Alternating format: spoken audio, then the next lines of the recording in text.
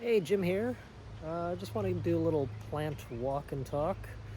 Um, talk about Valerian today. Valeriana officinalis. So here we have Valeriana officinalis. This is a perennial plant. It can get 3 to 4 feet tall. And I've got a little stand of it here. I think I've got around 10 plants. They all came from one plant that we got from an herb farmer here in Wisconsin. And last year I divided up the root and created at least 7 other plants. It seems like a few others are popping up now. It has a pinnate and divided leaf structure.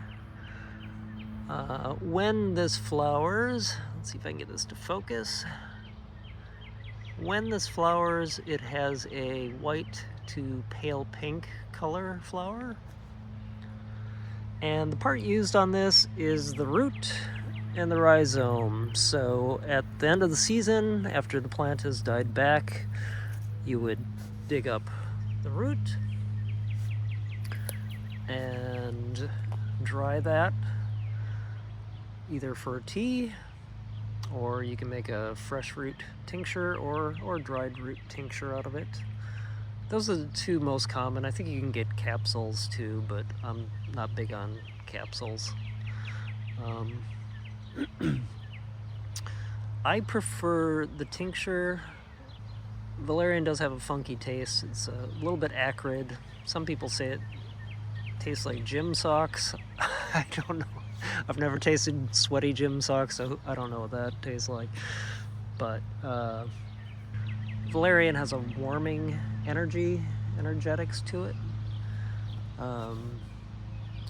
And it's most frequently used as a relaxant, a nervine, a sedative. Usually if I've been having any sleep issues, I will have a dropper full of tincture in a little bit of water before bed, and it helps me sleep through the night. Some people put the dropper bottle next to their nightstand, and so they have it right next to the bed. If they wake up in the middle of the night and are totally awake, they might just pop a dropper full and help them get back to sleep. Some of the other actions that it has is analgesic, antidepressant, antispasmodic, anxiolytic, neuroprotective, and soporific. As with any plants that I talk about, you should always do your own research. And if you've got an herbalist that you can consult with, that's always a good idea. Mostly just want to give you a little educational view of some of the plants that we grow here. Oh, I should say one thing with Valerian, even though it's a sedative for many people, there is a small percentage of people who find it to be stimulating and maybe cause a little anxiety. My wife Jessica actually gets that effect. The time that she's tried Valerian, it woke her up more than it did help her sleep. So that's something to know, and I guess the only way to find that out is to try a little bit. So if you have never tried Valerian, maybe just try a little bit of tincture, and maybe try that mid-afternoon if you don't have anything going on, and see if it wakes you up more or if it helps relax you and makes you feel a little more sleepy.